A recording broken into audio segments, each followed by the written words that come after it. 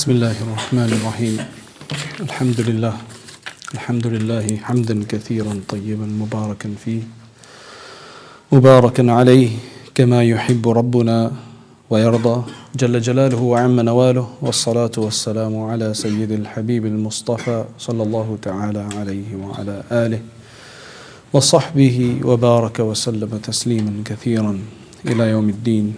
أما بعد، وعن سهل بن سعد رضي الله عنه قال النبي صلى الله عليه وسلم: في الجنة باب يدعى الريان يدعى له الصائمون، فمن كان من الصائمين دخله ومن دخله لم يظمأ أبدا. رواه البخاري ومسلم.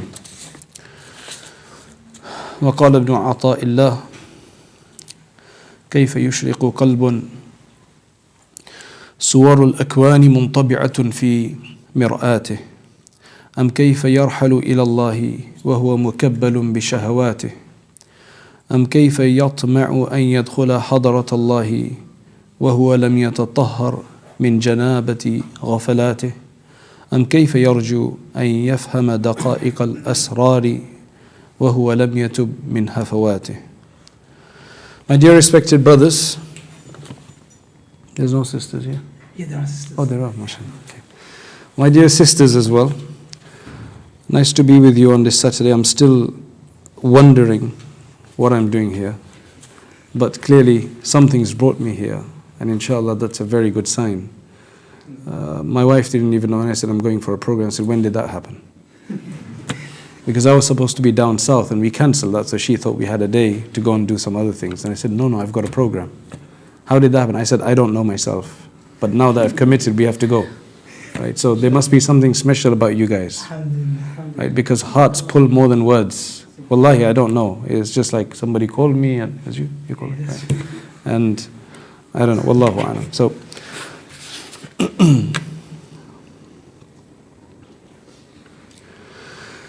the thing about Ramadan is, I'm sure every year you listen to many fada'il of Ramadan, virtues of Ramadan. This is not the first time that we're going to do a Ramadan. Most of us seem like veterans here, veteran Muslims who've done Ramadan many times over.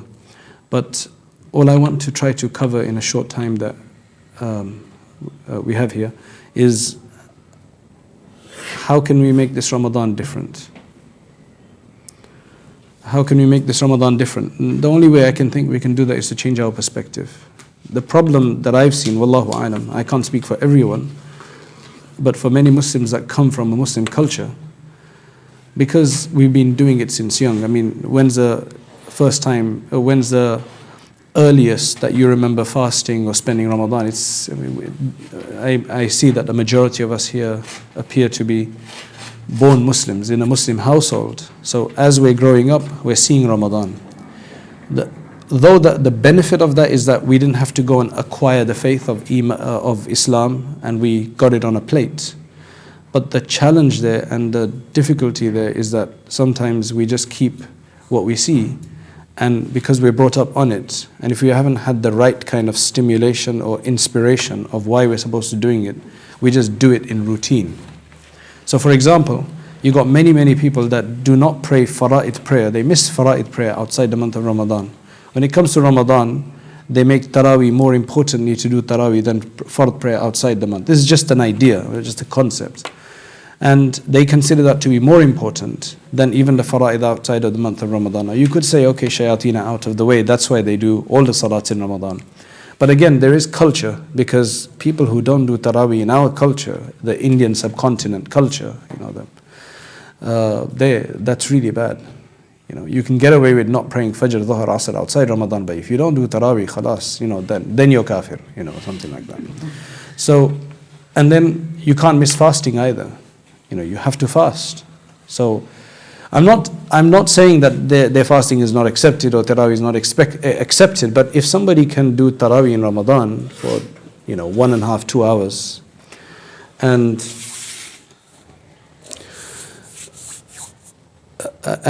but they can miss fara'id outside Ramadan, then clearly there's some perspective problem here. Because it's easier to do 5 daily prayers outside month of Ramadan, you'd expect. than for a long fast, work and then stand at night and pray. Okay, they do complain that the Imam is reading too slow, right? When I went to America, the Imam used to complain that the Imam is reading the people used to complain that the Imam is reading too fast. So it just depends on where you are. These are just weird perspective. So we have to speak to our understanding and our culture and the way our perspective is. Now think about this. What happens in Ramadan when you feel hungry in the middle of the day or you feel suddenly thirsty? How do you deal with that situation? How do we deal with our thirst and hunger? The Prophet ﷺ said that whoever fasts, man sama Ramadan imanan wa ihtisaban ghufira lahu ma taqaddama min dhanbih. Whoever fasts during the month of Ramadan with iman and with ihtisab, which means anticipating the pleasure of Allah and the reward from Allah, affection and attention from Allah subhanahu wa ta'ala, then all of his previous sins are forgiven. They're all forgiven. Just for fasting in the month of Ramadan, but with these conditions, with iman and ihtisab. Now, do we fast with iman and ihtisab? Iman with, yes, we have faith and that's why we fast. But is it active faith? Do we understand why we're fasting? How many hours of the day or how many times in the day that we're fasting do we actually connect ourselves to Allah? Or is it an exercise in abstinence from food and drink as a routine? Because in the way our faith works is that you've got two people, let's just say in winter when Maghrib is at 4 o'clock. Somebody woke up late in the morning, he didn't get time, he looked at the time, hey, I'm supposed to start work at 8:30. He wakes up at 8, wakes up at 7:45, just about manages to get Fajr in, right? Because Fajr is about 8 o'clock, it ends.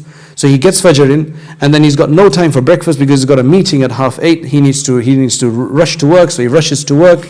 He gets to work, and then he's got back-to-back meetings, and then finally it's 4 o'clock, and then he thinks, now I can go and get a bite to eat. So he comes and he goes and gets a bite to eat. He's literally fasted. He stayed hungry for the time that a person would generally fast for. There's another person who actually got up in the morning, intended a fast, and did not eat. Both did the same thing in the sense that they both abstained from food, drink, and sexual intercourse during those hours of the day. But one got the reward of a fast and the other one didn't get the reward of anything because there was no intention. So in Ramadan we clearly have an intention. We clearly have an intention. So we've got at least the validity taken care of, that our fast is valid, it's a fast, and it will be written that we have fulfilled our obligation. However, it doesn't stop there. This is where many people stop. I'm only fasting to fulfill the obligation so I'm not sinful in the sight of Allah. But what is being wasted here is the opportunity to get close to Allah, to have all the sins forgiven just by the mere act of fasting. So that's infusing it with spirituality, which is that every time you feel hungry or thirsty in the middle of the day, you just think, I'm doing this for the sake of Allah. He's watching me and I can't eat because of that reason, and I know He's going to be pleased with me. Just that thought process 10 times in a day, every time you feel hungry, thirsty, mouth is dry, hot, and the pangs of hunger are in your stomach, and you just connect it with Allah. Because if the presence of Allah subhanahu wa ta'ala is not in our mind, then we're devoid, then we're doing it mechanically or routinely. And that's not ibadah. Ibadah, this is just fulfilling an obligation. It's like a person goes to work. He's only working because he needs the money. Most of us do that anyway. But then sometimes we enjoy the job because the atmosphere, the environment is beautiful. The people who are above you, they look after you. So you actually feel like you have some care for this company. So you put your heart into the work. So you will spend a few extra minutes if you had to. You don't mind spending half an hour extra, just because you enjoy the work you're doing and you have respect and reverence, and you'd like to contribute, as opposed to the person who's just doing it just to fulfill and tick the boxes. As soon as it's 5 o'clock and time to go, her project is half done, I'm going, that's my time is up. So what is our perspective to our deen, and especially if our fast of each Ramadan is we fast for the sake of Iman, by strengthening our Iman, and with this anticipation from Allah subhanahu wa ta'ala that He is turning His attention to us, then that fast will be extremely valuable. Now the thing about Ramadan is this, the way I look at it. The person who told me and this is something you'll experience for yourself as well. Ramadan is a source of protection, battery recharge. It is a source of fortification and strength that you get for the rest of the year. Allah subhanahu wa ta'ala hasn't made every day a Ramadan day throughout the year. It's only 1 month and you have 11 months. The benefit, somebody said, last year, this was 2 years ago, he said, that year he said, I did extra in Ramadan. I really went all out in Ramadan, making lots of dua and just really not wasting time and really trying. Every free time I got, I read Quran. I made lots of dua to Allah subhanahu wa ta'ala. I made lots of istighfar to Allah subhanahu wa ta'ala. What happened then was that the year, in my life, I've got many sins that I commit. Sins of the eyes, sins of the ears, other things. But this year, what happened is, because I'd spent that extra effort in Ramadan, for 7 months after Ramadan, I felt the benefit of it. I stayed away from these sins. Then at the end, I actually noticed that I was wearing out now. Generally, after Ramadan, I'd be okay for a month or 2 months. But this year, mashallah, it lasted 7 months. That's the whole point of Ramadan, is that we do so much worship that then when the shaitan are out and around after the month of Ramadan, you still have strength to deal with that, because you've accumulated enough energy and spirituality to deal with it. So we want to work in Ramadan that it will last us for 11 months. Just this year, somebody is saying that last Ramadan he was he didn't just work hard, he went into i'tikaf for the last 10 days. And it was a really spiritual i'tikaf. And he said that it has benefited him for 10 months. Only in this month, like since the last, say 3 to 4 days, when did he say? About the last 3-4 weeks, I would say, I think. He's saying that's when I've started having these attacks, that when I'm checking online, surfing online, and I see something, I will actually click on it now. Right? Daily Mail is a really bad website, because you go there for a story, but on the right they have all of these celebrities in various states of undress, just to attract people to read more and more. So he's saying, I'm going to Daily Mail. That's still good compared to what other people get up to, right? But he's saying that for 10 months, I wouldn't click. I would just think, no, I don't need to. Now, if we can have that state where we don't need to, where you don't feel like it, then there's no challenge. That's good. That's great. So Ramadan is that kind of a time, because the hadith in Bukhari mentions that the Prophet ﷺ said, إِذَا دَخَلَ Ramadan. When Ramadan enters, then certain cosmic changes take place. So Allah subhanahu wa ta'ala makes certain changes right up to the heavens. What happens? The doors of Jannah are flung open. Just symbolically, here you go. If they're open, it's much easier for you to get in now.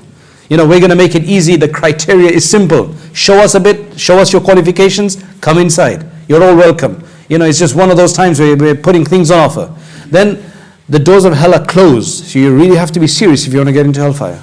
You would really have to be really strong and really want to get into hellfire because the doors are closed. Allah subhanahu wa ta'ala said, I'll do an additional thing. Shaitan I will take care of. So وَصُفِّدَتِ الشَّيَاطِينَ. The shayateen are locked up. Now we do generally still feel inclined to do sin during the month of Ramadan, but the reason for that are many. Some ulama say it's only the big shaitans that get locked up, the small shaitans are still around. Well, people will be saying that there's also big sins that I've committed in Ramadan or desired to commit in Ramadan. So where is that coming from if there's no shayateen around? Well, the biggest thing is this. Think of what kind of sins you feel like committing. What you will notice in Ramadan is that the sins you feel like committing are not new sins. They will be sins you've committed before and you have a certain habit of doing them.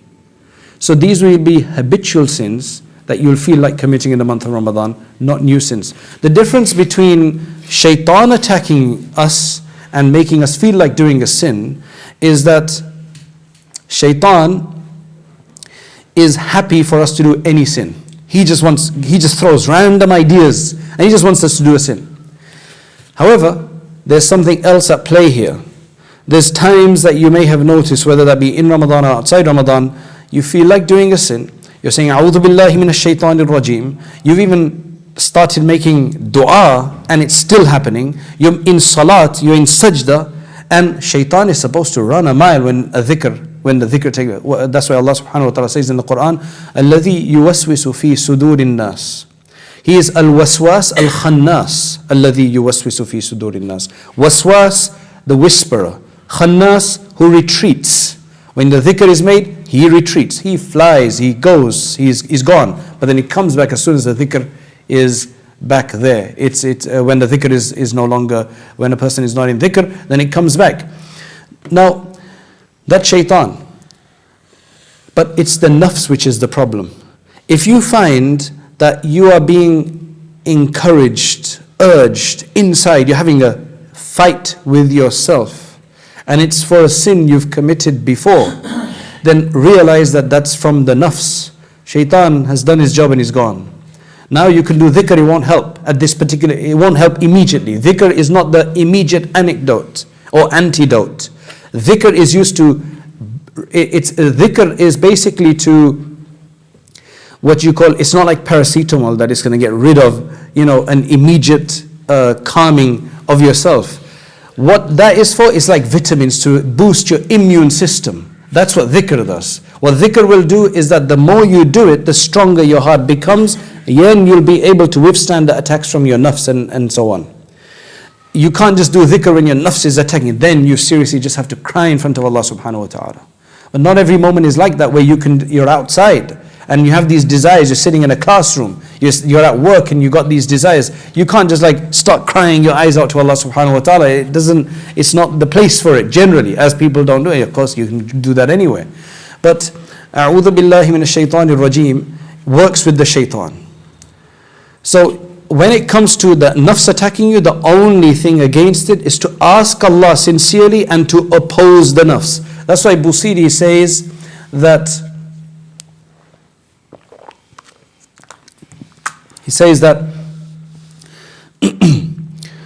فإن الطعام يقوي شهوة النهم لا ترم بالمعاصي كسر شهوتها. Don't try, you have an urge for sin. What yourself is going to tell you if you really want to abstain is going to say, look, just do it this once more, because you know that every time you do the sin, then you get calm for a while. Right? It gives you a high and then you're relaxed for 2-3 days and then it comes again. So you think, okay, let me just do it again, then I will stay straight. What Busiri says is not going to happen. Do not try to curb your nafs by allowing the sin. Because he said, it's like the obese person. It's like the glutton, the person who loves to eat too much and has got lots of problems. That person, if he continues to eat too much, he thinks, I'm just going to have one more pizza. I'm just going to have one more big burger or whatever it is. Then I'll be fine.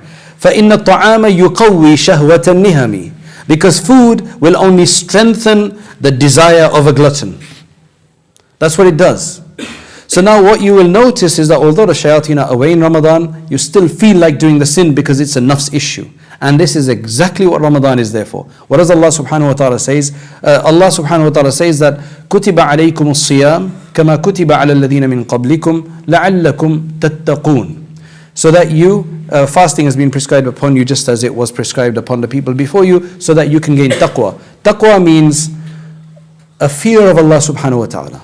The reason that we can't gain a fear of Allah is our nafs is too strong. It fulfills all its likes. I feel like having some water, I can ask for it, I get it. Okay, water is halal. But just like I can ask for something halal and lawful, I can also desire something unlawful and do it. Especially nowadays in summer, it becomes even more difficult for men, especially. Right? Because fitna, various states of undress are a fitna for men. In fact, even being dressed is a fitna sometimes, So, because that's our fitna. Now, what happens in Ramadan are a few things. Allah subhanahu wa ta'ala tells us to abstain from morning to evening from 3 halal things. Because those which are haram you have to abstain from anyway, but additionally he says abstain from food, drink and sexual intercourse, which are halal in the halal means outside of Ramadan or in the evening. So now what happens is, it's about 11 o'clock, you're used to having a coffee at that time. You've had breakfast in the morning, you wake up, okay, I can't have breakfast now, you're at work, and you're used to having a coffee at 11 o'clock or a tea or something like that. You go there and you're like, man, I'm fasting, I can't do this. Right? Oh no, I can't have tea today. That's how you'll feel the first day after Ramadan. What have you just done to yourself? Think about it. You know, when would you say no to a cup of coffee or tea if you desired it outside the month of Ramadan? You would not. You'd just have it. It's there. The only reason you wouldn't have it is if there wasn't any coffee. But if there is, you'll have it. Why would you stop yourself? When it comes to Ramadan, you stop yourself for the sake of Allah because you're fasting. What you've just done is your nafs that was strong, you've just tapped it down. You've just tapped it into submission. It's still going to come up because it's only the first day yet. But by the end of the 30th day, the end of Ramadan, you should have got enough grip over your nafs from halal things. If you can get enough control over our nafs over halal things, where it can't just tell you to go and eat as you like, or drink as you like, or have sexual intercourse with the wife as you like, or the husband if it's for the women, right? It's not like that. When you have to abstain from that, the nafs will slowly start realizing that no, this guy's serious, he's got control. He's not that wimp anymore that I can rule anytime I want. That's the whole purpose of it. So Allah takes shaitan out of the picture and tells us, okay, now deal with your nafs and subjugate it. Subjugate it. Now, see, shaitan knows all of this. Somebody asked the other day does shaitan know what's in your heart? Now one thing you have to remember is that shaitan has not been given direct access to our heart. Because when you see in the Quran, Allah subhanahu wa ta'ala says, الَّذِي يُوَسْوِسُ فِي صُدُورِ النَّاسِ, the one who whispers into the breasts, the chests of people. So the heart, if shaitan was able to have direct feed into the heart, then we'd have no ability to do otherwise. Because if something comes directly into the heart, how would you have ability to change? Because your heart governs. According to the Muslims, the heart is the center of your faculties. The heart is the center of your mind as well. And in the last 20, 30 years, psychocardiologists have been discovering the similar cells that are existent in the brain. They're finding a certain cluster of similar cells within the heart as well. Until now, they used to think that the heart was purely a cardiac, organ that just was there to pump the blood around the body. But now they're realizing that there's more to the heart. There is a neuro system within the heart that they're realizing now. And we've been saying that all along, that the heart is the most important thing. That's what the ulama, and that's what the Quran, that's what we've been speaking about, the qalb all the time. It's not just a pumping organ for blood. It's more than that. Anyway, so that's what we're supposed to do in the month of Ramadan. Now, shaitan knows that. So what he's going to do, he does two things. Firstly, what he does is, before we go into Ramadan, he's going to try to get us into some kind of conflict, problem, or some kind of argument, so that we will argue for a few days. So what you'll notice is that the moon issue will come up. The timetable issue will come up, when to start or end fasting, right? Or something weird like that will happen. Or something to do with the guy who's reading Taraweeh, or something. So what happens is, for the first 5-6 days, you'll be arguing about that. Only those who are wise will say, no, I'm not going to argue about that, I'm just going to do what I have to do. People come to me and they say, okay, what timetable should I follow? I said, follow your local masjid. Unless you have some kind of research from another scholar that you trust, then follow that and just be silent about it at your house if your masjid is doing something different. Because sahri, to do suhoor, to eat the pre-dawn meal, is a private affair. It's not something you need to do in public and go around trying to make everybody else convert them. Don't do that in Ramadan. If you feel strongly about a particular point of view, do it after Ramadan. Ramadan's not the time. You're in it, it's just too difficult, it just causes too much problem, and it takes away from the worship during the month of Ramadan. That's the first thing that the shaitan does. Number two, shaitan's now been inside for how many days? 29, 30 days. He comes out on the day of Eid. We come out on the day of Eid. Suddenly we can eat again in the daytime. It's all psychological, right? There have been so many brothers who have told me that, mashallah, in Ramadan, I was so pure. I stayed away from this, that, and the other that I've been doing all my life or during the rest of the year. This year I stayed away from it. And you know what? Eid evening, I was with my friends, or I was in my room, and I messed up. On Eid day, after 30 days of nothing. This is shaitan comes out with a vengeance. Shaitan comes out with a vengeance, and he wants you to delete and obliterate everything that you just did in the month of Ramadan. The only way to safeguard, it's like you've done so much work, you're writing an essay or something, and you did not save and it just crashed and you lost everything. That's literally what happens. That's why the benefit that I see in the 6th fast of Shawwal, you know, there's the Prophet ﷺ said, whoever fasts Ramadan, فَأَتْبَعَهُ سِتًّا مِّن شَوَّالٍ كَأَنَّهُ صَامَ الدَّهْرِ. It's the person who fasts Ramadan and then he follows it up with 6 fast of Shawwal. It is as though he's fasted the dahr means all time. But here many ulama have explained it as the entire year. Because 30 times 10 is 300 and 6 times 10 is 60. So 360 days you get a year full of fasting. You know the wisdom that I see in it, the benefit that I have found in it is this. You finish Ramadan, shaitan was out of the way, you mashallah abstained from many things, became a bit more closer to Allah mashallah, right? You've stopped many habits. Come the day of Eid, that is the only day that you have to be really careful. If you then follow that up with the next 6 days of fasting, shaitan's out, but you're fasting. So you still feel in Ramadan mode. Yes, all of the barakat, etc. are not around, the same food is not there, right? But you do feel like you're still in the mode of Ramadan. You're fasting, so you feel closer to Allah because you're fasting. You still don't have the... You see, food is really effective in raising our desire. That's what food does.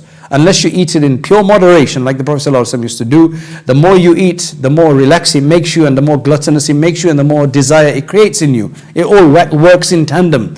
So now, if you are fasting these 6 days of Shawwal, if you preserve yourself for 36 days, 37 days, inshallah, you'll be then fine. Because now shaitan has been out, he's done what he could, and so shaitan doesn't have access to our heart, but you know what, one thing that shaitan does have? He has more experience with us than anybody else that knows us in this world. Whether that be your parents, your closest friend, your brother, your sister, who knows everything you think about you, your parents, your children, whoever it may be, shaitan knows more than them. Why does he know more than them? Shaitan doesn't know the unseen, but shaitan has been with us since our birth. The hadith of Muslim mentions when a person is created, when a person is born, a shaitan is allocated. And there are enough shayateen to go around. There's not like one shaitan, I'll take care of these 10. There's one shaitan for everybody. He's got loads of progeny. So one shaitan for every single one of us, including the Prophet ﷺ. Where he says in a Sahih hadith, he says, I have one as well, but mine has subdued, mine has submitted, or mine has become a Muslim, whatever the story, whatever the way it's read. His has been submitted, but even he was designated with one because as a human being, right? So now our shaitan has been around. He knows everything that makes us hyped up, that makes us angry, that makes us desirous. So he doesn't have to put anything in our heart. He just has to get us to think about something, to think of the pleasures of something that we did before, and so on and so forth. And then that's it. He knows what it is that makes us tick. He knows what it is that makes us fall down. He knows those kind of things. So he doesn't control us, but he knows what to just whisper. You know that there's certain friends of yours, they won't do certain things, but if you tell them, let's go to that place, and, oh yeah, I like the food there, let's go there, right? Or they're not willing to go and say, oh, but she's going to be there, or he's going to be there. Then you think, oh, okay. Because you know what your friend's weakness is. That's the way shaitan works. The only way we can safeguard ourselves from the shaitan is to be in a state of dhikr. Right? To be in a state of dhikr where the heart is connected to Allah subhanahu wa ta'ala in a state of dhikr. Now this is a bit more complicated, but you know, we understand dhikr as something that you sit and you do. Like sit down, do some tasbih, do some meditation, whatever kind of dhikr that you think that it's time you have to take out to do dhikr. Allah subhanahu wa ta'ala says something different in the Quran. He says, الَّذِينَ يَذْكُرُونَ اللَّهَ قِيَامًا وَقُعُودًا وَعَلَى جُنُوبِهِمْ.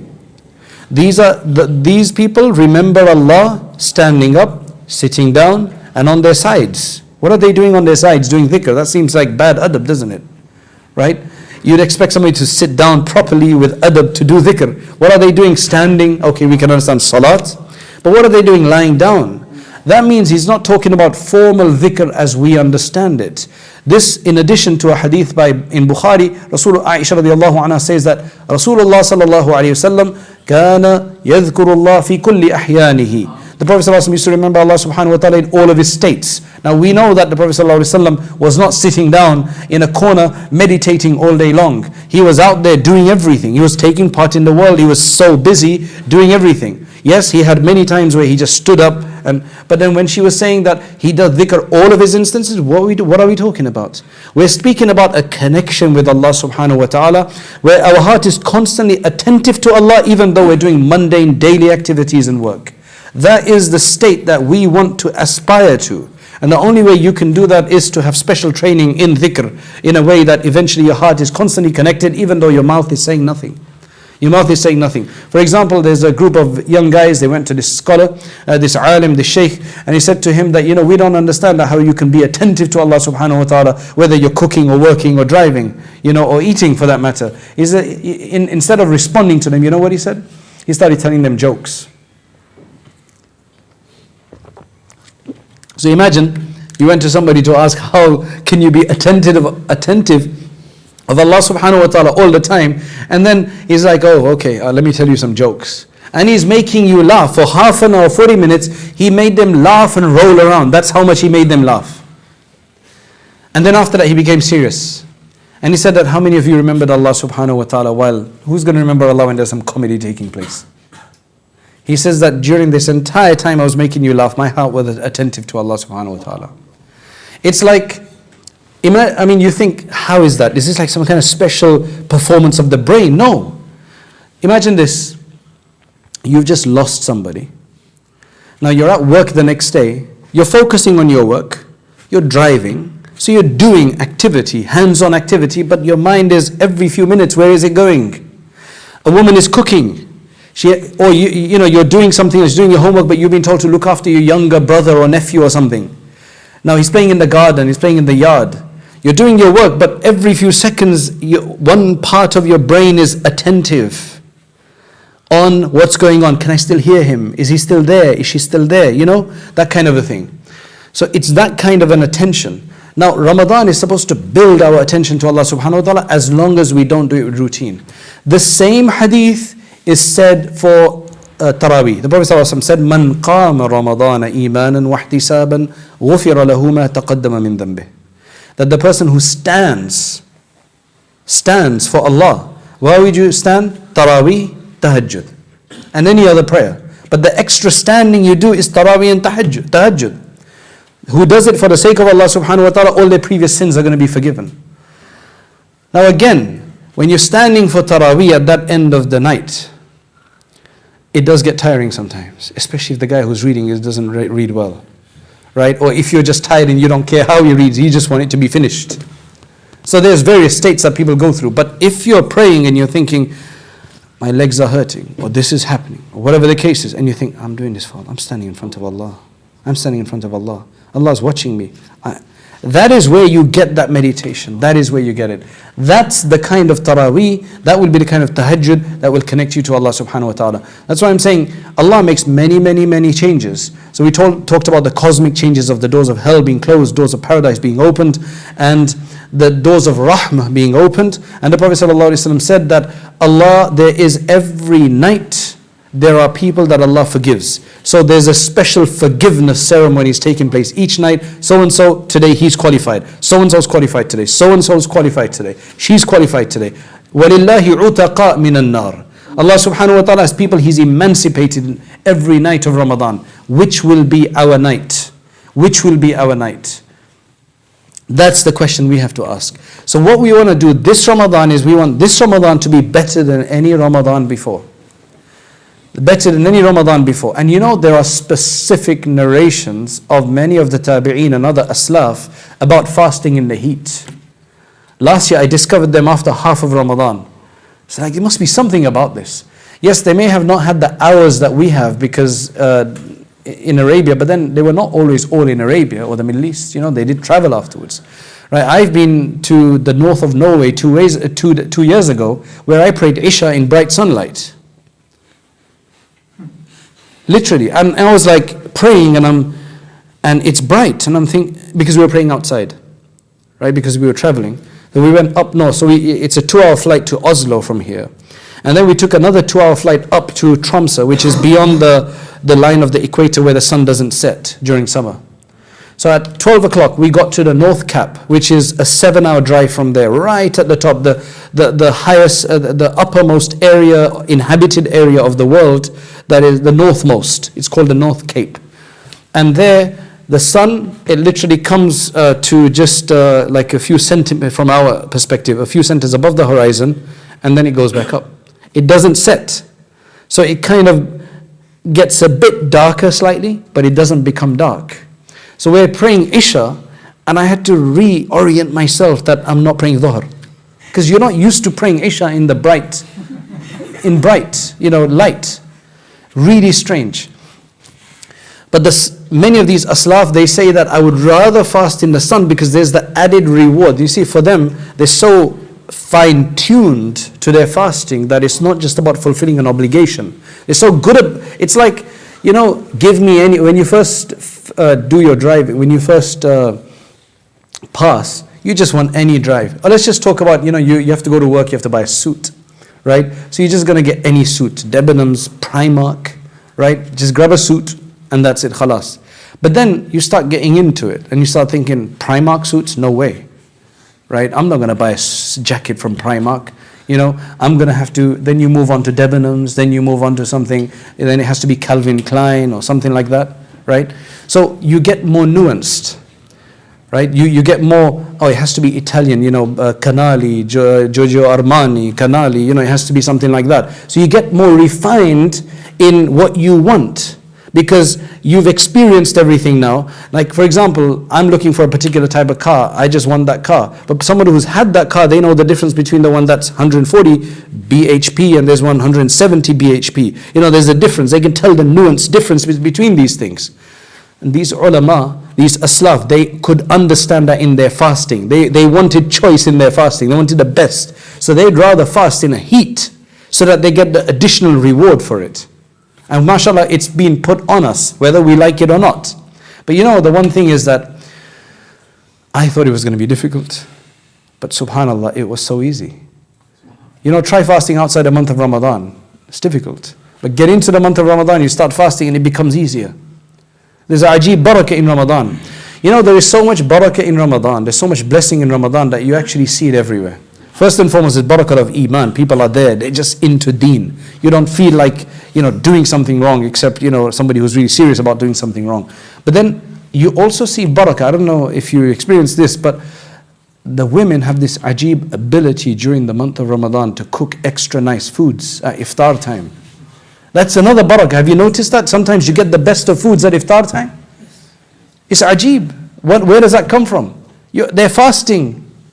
And every day it's like something special and something new. Like, man, subhanallah, the barakah is just there. If the barakah is in the food, the barakah is everywhere.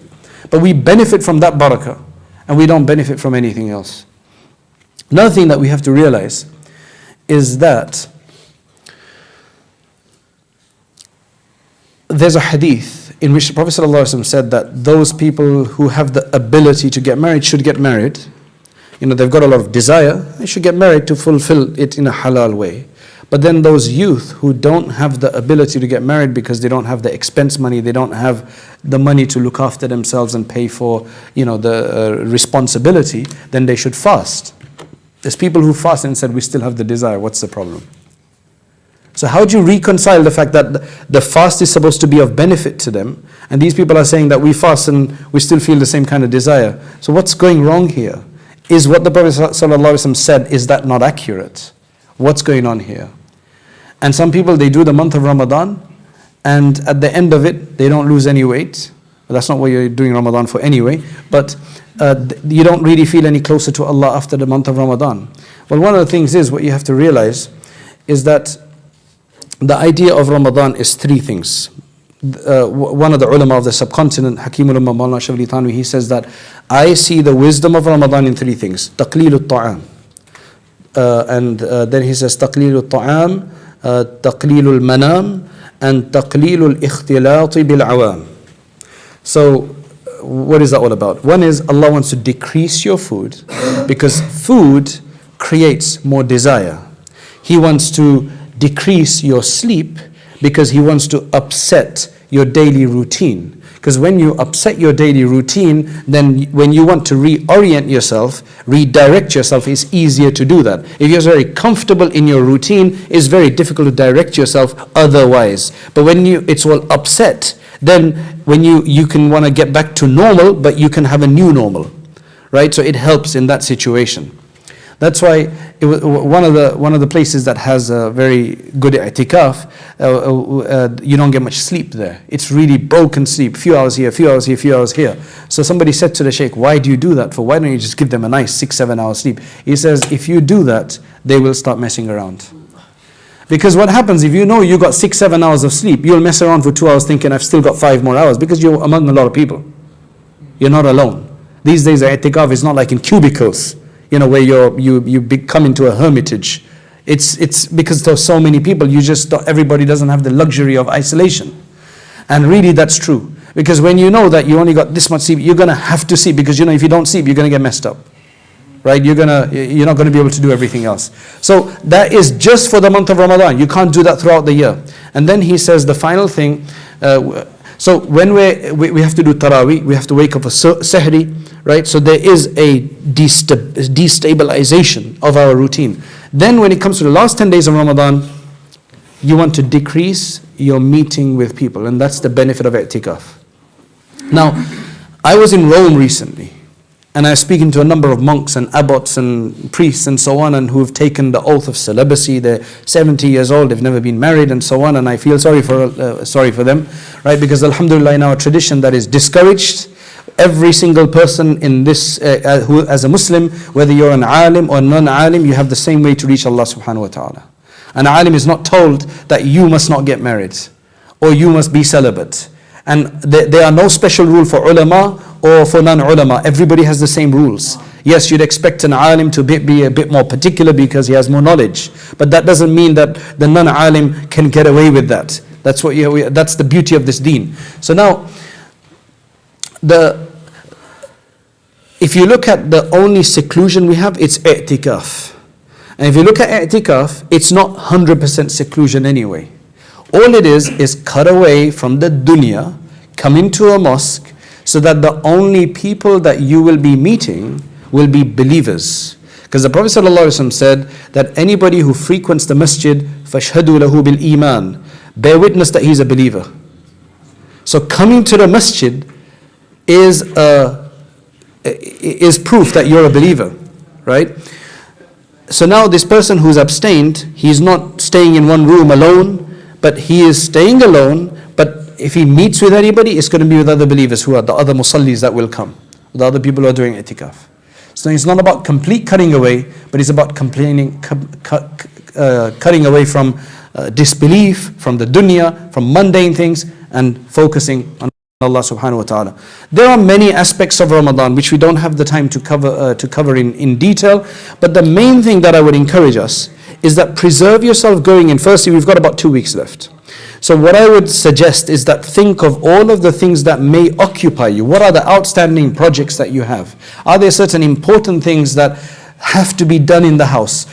Are you a student and you need to get certain projects out of the way? Is there something major that you have to do at work? If it is, try to get it out of the way. Pay all your bills off, etc., etc., etc.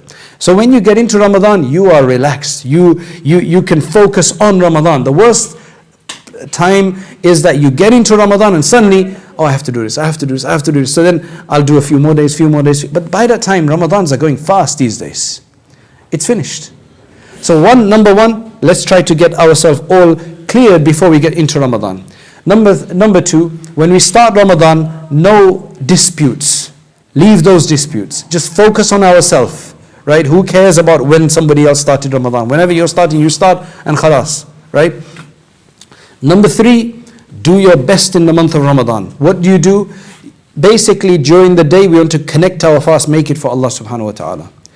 Every extra moment we want to spend for the sake of Allah subhanahu wa ta'ala. So of course, I shouldn't have to be telling you here that don't do haram, right? I'm expecting that everybody here understands that. So I'm trying to talk like an expert, talking to experts who are already fasting, mashallah, who are already abstaining from halal. We're just talking about how to fine tune it to get it even better, right? So we're talking like, you've just gone to a BMW experts show, right? So they're telling you about all the nuances of the car and everything because you already drive BMWs, right? I'm not trying to make you buy a BMW here. It's like we're talking to specialists here, so we want to get that notch higher, right? That's what we want to master Ramadan. We really want to get the most of it. So the way we do that is in the month of Ramadan, lots of dua to Allah subhanahu wa ta'ala. Lots of dua to Allah subhanahu wa ta'ala. And the other thing is that the Quran is a special feature of Ramadan. Ramadan is the month of the Quran. Most of us, what we restrict ourselves to is that if we do read the Quran, which we do in Ramadan, we just read it. What I would argue for and what I would encourage is that if, let's just say as an example, you've got 2 hours that you spend behind the Quran. I mean, these days we should be able to spend much more because the day is much longer. I mean, after you come back from work, have a little nap, read. So I would say, let's just say as an example that you're spending 2 hours behind the Quran. I would say 50% of that time, okay, use to read your Quran. You know, just what I call Ramadan reading. 1 letter worth 10 rewards. Alif Lam Mim, 30 rewards. Alhamdulillahi Rabbil Alameen, many hundred rewards. Surah Al-Fatiha, many thousand rewards, right? You can see how that's piling up. So people think that's what I should do. However, what I think you should also do is spend 25% of the time, so out of 2 hours, for 15 minutes, half an hour, what I would suggest you do is you memorize. So when I say memorize, if the priority you give to that is, if you've memorized something when you were younger, now you've forgotten, rememorize that because there's a sin for forgetting. Rememorize that. If you've memorized everything that you've ever memorized, then start memorizing more. So last 10, 15, 20 surahs, then go on to Surah Yasin, Surah Al-Mulk, Surah Al-Waqi'ah, Surah Kahf. There's lots and lots to memorize. And it's not beyond Allah to allow you to do that. This is the benefit you'll have. Let's just say you don't know Surah Yasin. So you think you're going to get more reward just by reading the Quran. I'll tell you that you'll get more reward for memorizing the Quran. Why? Because there'll be so many. This is what you'll get. Number one, if you read the Quran normally and you're not a hafiz of the Quran, you will struggle to read because you're not a fluent reader necessarily. So you'll say, وَالَّذِينَ آمَنُوا بِاللَّهِ وَرَسُولِهِ. A lot of people read like this, ذِكْرُ رَحْمَةِ رَبِّكَ عَبْدَهُ زَكَرِيَّا إِذْ نَادَى رَبَّهُ نِدَاءً خَفِيًّا. This is how many people read if they're not fluent. People who are fluent, finish many Qurans, they'll read faster. Huffaz read even faster. But the point is this. Let's just say that's how you're reading. When you're memorizing something, you're going to say, Yasin wal Qur'an al-Hakim, Yasin wal Qur'an al-Hakim, Yasin wal Qur'an. You're going to have to repeat it over and over to memorize it. So you get faster and faster. Every time you're saying Yasin wal Qur'an al-Hakim, you're getting those 10 multiplied by 10 rewards. And you're saying it fast. So number one, you've got extra reward because you've done it faster. Number two, you've just committed more to memory so that later on in tahajjud, you've got more to read because you don't have to just stand there. Alam tara kayfa fa'ala rabbuka bi ashabil fil, right? You finish that, then you do Lila fi Quraysh, and then you do that, and you do the Allah, and then like, okay, I'm finished now, I can't do anymore, right? But if you know these big surahs, at least your tahajjud is going to be that much longer. And believe me, the pleasure in tahajjud, if you are hafiz of the Quran, is the greatest pleasure of Ramadan. Right? It's the greatest pleasure of Ramadan. So every Ramadan, if you can't do it outside the month of Ramadan, just memorize something extra. You'll get the reward, you'll get more of it because you're repeating it more, and then you'll memorize it, and then the greatest benefit you'll actually realize in the hereafter, when Allah subhanahu wa ta'ala, or when a person will be told, read and ascend, and your place is where you stop reading. So at least you'll be better off than just knowing 10 surahs. You'll know now a big surah, so you can read that much more. Yasin is bigger than the last 10 surahs put together, right? So you get that much extra. So then I would say, okay, 50% of the time read, 25% memorize, and then the final 25% think, reflect, and see what Allah is telling you. Give you an example. How many of us know Surah Al-Fatiha here? Kind of a dumb question, but I would expect your hands to go up. If they don't, then we got a serious problem in this area. Put your hands up if you know Surah Al-Fatiha. Okay, put your hands up if you understand Surah Al-Fatiha, if you know what it's saying. Right now, that's sad. We're saying it day in and day out so many times, and we don't know what we're saying. Subhana Rabbil Azim. Do we know what we mean? Do we know what we're saying? That is just so sad. And we've got 50, 60-year-olds who don't know what Surah Al-Fatiha means, and they've been making salat for 60 years, first saf in the masjid. It is such a sad case that you don't know what your Lord is saying to you, and you don't know what you're saying about your Lord. Ar-Rahman Ar-Rahim. Iyyaka na'bud. You're even saying Ameen, oh Allah accept. You don't know what you're saying, oh Allah accept to. So 25% of the time I would suggest, sorry, wasn't this supposed to be on the camera? Okay.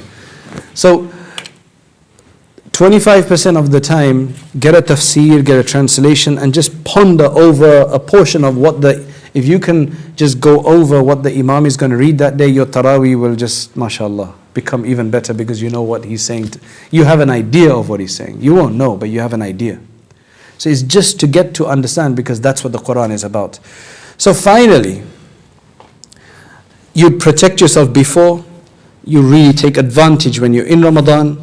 This is the way to fine-tune our reading. Of course, if somebody wants to just use it for memorization, that's fine as well. I'm just trying to give a schedule where everything can be taken care of. But it's up to you, how much time you take for each of them. Because you're not going to be at loss in any of them. You do some reading though, right? Then, after Ramadan, be very careful. And the one thing during the month of Ramadan, try not to let any single day pass. Of course, it goes without saying that you're not going to miss any salat. Right? It's not something I need to be telling us. But the one thing I do want to tell you is that try not to miss a single night of tahajjud. If it's all you do is just even 2 rakats and 2 minutes of dua. Right? So for example, for the men generally go to the masjid anyway, but for the women who are not going to the masjid, especially for Fajr prayer, this is what I would suggest. Wake up about an hour before, depending on your time that you follow. If you follow 18 degrees, you don't have any time to sleep. 1:15 is end, right?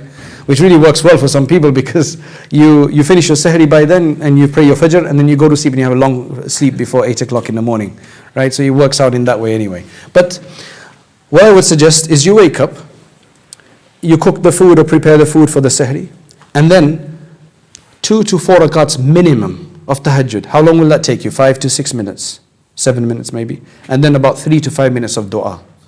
Every night of Ramadan, make sure you do at least that much. Because we never get to do tahajjud otherwise, except the real ambitious ones. But Ramadan is a time when it's possible because we're going to wake up for sahri anyway. We're in that mode of things. So this is what I would suggest. Try to make it for the rest of your life that at least in the month of Ramadan you're doing tahajjud prayer. Right? At least in the month of, and what is 2 rakats, another 2 rakats, even if it's just 2 rakats. If you wake up really late and you've just got time to eat and still try to get 2 rakats in if you can and not miss tahajjud, because then you can bargain with Allah. I did these things.